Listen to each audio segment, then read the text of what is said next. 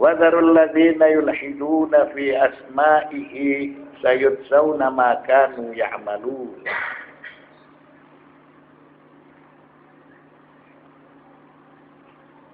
Dan tinggalkanlah orang-orang yang menyimpang dari kebenaran dalam menyebut namanya. Maksudnya orang-orang yang menyembah Allah dengan nama-nama yang tidak sesuai dengan sifat-sifat dan keagungan Allah.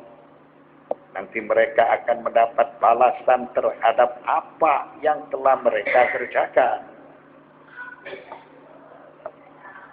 Maka Al-Lahad fi qawlihi ta'ala wa dharul ladzina yulhiduna fi asma'ihi, dan tinggalkanlah orang-orang yang menyimpang dari kebenaran dalam menyebut nama-namanya. Al-Lahad artinya melenceng, menyimpang dari tujuan. Apa yang dimaksudkan dengan muatan firman tersebut? Yaitu Allah Subhanahu wa ta'ala melarang secara mutlak tutur ucapan yang memberikan suatu arti bahwa dia adalah Tuhan. Itu dilarang oleh Allah. Salah satu contohnya gelar seorang raja, Shohan Shohi, raja di atas raja. Kan itu dilarang oleh Allah Subhanahu wa ta'ala. Karena nama itu atau kalimat itu menunjukkan atas ketuhanan. Ada Tuhan selain Allah. Maka apabila ada nama yang menunjukkan ada Tuhan selain Allah, nama itu dilarang. Dengan tekstual ayat tersebut, wa dzarul ladzina yulhiduna fi asma'ihi sayujzauna ma kanu ya'malun. Sawa'un akana dzalikal ghairu nabiyyan aw kawkaban aw sanaman aw ayya syai'in. Tidak berbeda nama itu dijuluki kepada siapa. Sekalipun dia seorang nabi atau benda langit atau berhala atau apapun, apabila nama itu menunjukkan arti ketuhanan dan ada Tuhan selain Allah, maka dilarang oleh Allah. Wa ayyaman la yajuzu itlaqu ayyati kalimatin alaih tushiru bi ghairi rububiyyah kal abi wal ibad. Begitu juga Allah Subhanahu wa ta'ala melarang suatu kalimat atau nama yang menunjukkan bahwa dia bukan sebagai Tuhan. Contohkan seperti Al-Ab wal Ibn, Tuhan Bapak dan Tuhan Anak, itu dilarang. Karena nama ini menunjukkan sesuatu yang tidak sempurna secara mutlak. Waqtalafa ulama'ul kalam fi asma'illah ta'ala hal hiya tauqifiyah atau qiyasiyah. Maka para ulama memiliki perselisihan pendapat apakah nama Allah Subhanahu wa ta'ala itu tauqifiyah atau qiyasiyah. Nama Allah itu harus kembali kepada syariat. Apa yang diajarkan oleh syariat, maka itu dijadikan sebagai dasar. Asal boleh selama nama tersebut menunjukkan arti yang baik dan menunjukkan arti yang sempurna, boleh dinisbatkan kepada Tuhan. Wa ma'na tauqifiyya al-wuqufu fi asma'ihi ala ma jaa'a fil kitab was sunnah. Maka yang dimaksudkan tauqifiyya, nama itu harus kembali kepada keterangan Alkitab. Dan nama itu harus kembali kepada keterangan as-sunnah. Apakah hanya terbatas Alkitab dan As-Sunnah yang dijelaskan kepada nama-nama Allah, ataukah boleh selain dari Alkitab dan Sunnah secara umum dengan catatan nama-nama itu menunjukkan arti yang baik dan arti yang sempurna, maka itu disebut sebagai sia-sia. بحيث لا يجوز إطلاق أي اسم عليه إلا إذا نصت عليه آية أو رواية. Maka yang dinamakan tauqifiyah, maka tidak boleh menisbatkan suatu nama kepada Allah kecuali apabila didasari oleh ayat suci Al-Quran atau didasari oleh riwayat, didasari oleh sunnah. Itu yang dinamakan tauqifiyah. Wa makna qiyasiyah, adapun yang dinamakan qiyasiyah, maka setiap lafal yang menunjukkan bahwa dia adalah Tuhan, maka itu disebut sebagai qiyasiyah. Wa makna qiyasiyah anna ayya lahwin kana ma'nahu thabitan fi haqqillah ويجوز إطلاق هذا اللفظ عليه سواء أورد في كتاب الله أو لم يرد. Maka yang dinamakan atau dimaksudkan dengan sia-sia adalah semua nama yang menunjukkan atas keberadaan Allah, maka diperbolehkan. Baik nama itu tertera di dalam Alkitab atau tidak tertera di dalam Alkitab. Salah satu contohnya dalam bahasa Persia, Hudo. Hudo itu menunjukkan asli Tuhan yang sempurna secara mutlak. Padahal nama Hudo itu tidak tertera di dalam Al-Quran. Atau di dalam bahasa yang lain. Contohnya di dalam bahasa Indonesia Tuhan, yang menunjukkan arti dia dan yang wajib disembah. Ini tidak tertera di dalam Al-Quran nama itu. Apakah boleh nama itu disebut? Apakah boleh seseorang ketika berdoa memanggil dengan nama tersebut, padahal nama tersebut tidak tertera di dalam Al-Quran? Boleh, tidak dilarang, karena menunjukkan kepada arti yang baik, menunjukkan arti Tuhan yang sempurna secara mutlak. Jadi nama itu pada suatu saat disebut tauqifiyah yang harus kembali kepada Al-Quran dan As-Sunnah, dan pada saat yang lain nama itu dinamakan sia-sia, semua nama yang menunjukkan atas keberadaan dia dan dia adalah Tuhan yang wajib disembah, maka itu dinamakan sia-sia. Wa dhahaba aktsarul ulama ila anna asma' Allah tauqifiyah.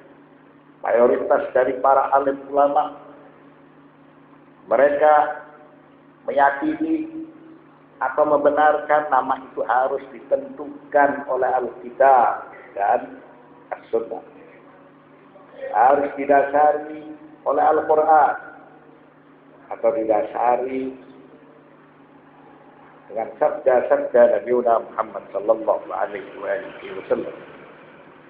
Amma nahnu fanujizu mukhatabat Allah wa munajatihi bi kulli ma yadullu ala at-tanzih wa at-ta'zim.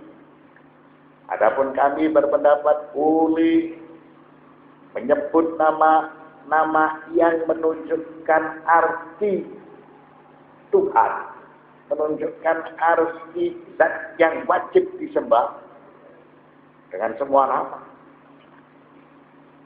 Dengan syarat nama itu memiliki arti at-tanzih dan memiliki arti at-ta'zim.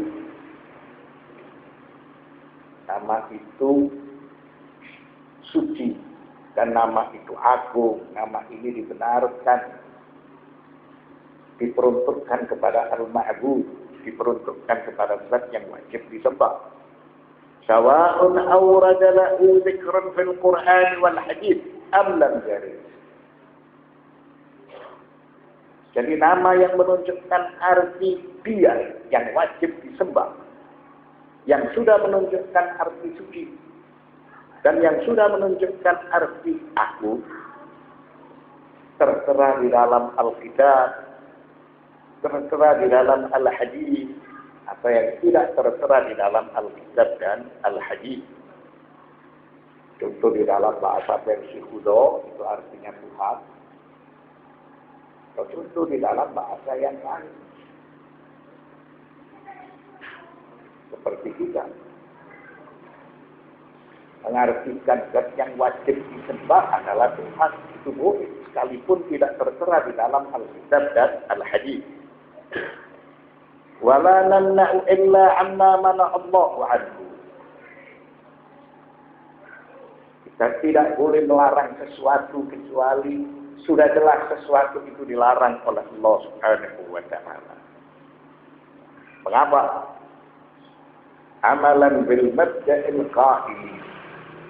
Kullu syai'in mubahun hatta yaridu fihi nahjun ala syartit ta'zim.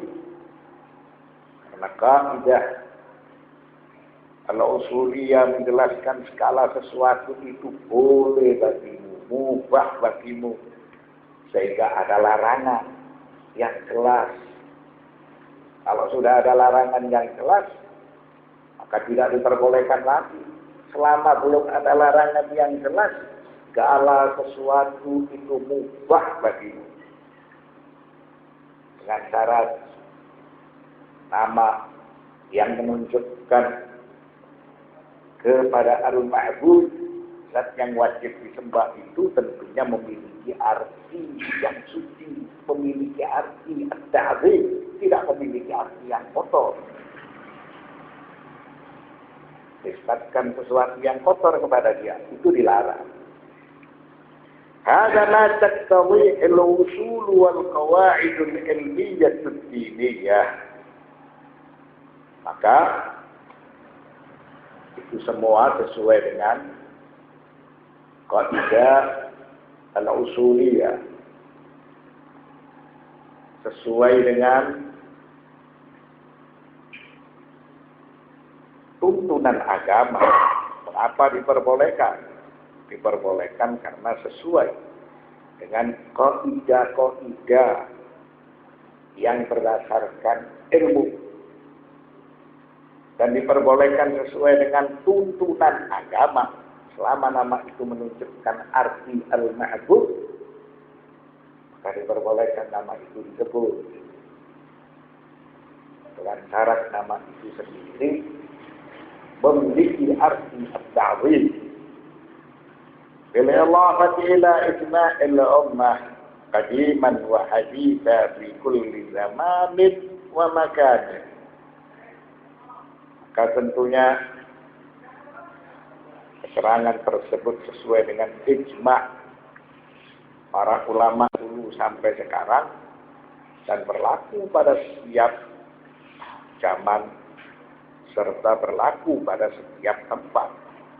Ala anna li ghairil arab an yu'abbiru an dzatillahi wa sifatihi wa af'alihi bi lughatihim al-khassati bih.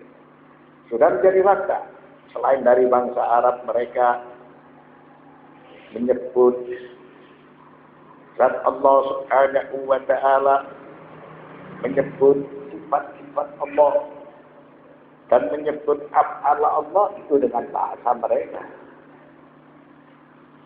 Artinya Allah itu tidak hanya dibatasi nama-namanya dengan bahasa Arab, tidak hanya dibatasi nama-namanya itu dengan apa-apa yang telah tertera di dalam Al-Quran atau Al-Kitab atau Al-Hadis.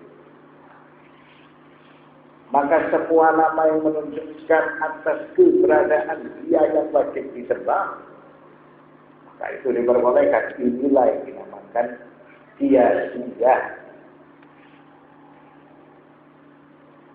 Adapun kelompok lain yang membatasi nama-nama Allah itu harus berdasarkan syariat Al-Kitab, Al-Sunnah, maka itu disebut tauqifiyah.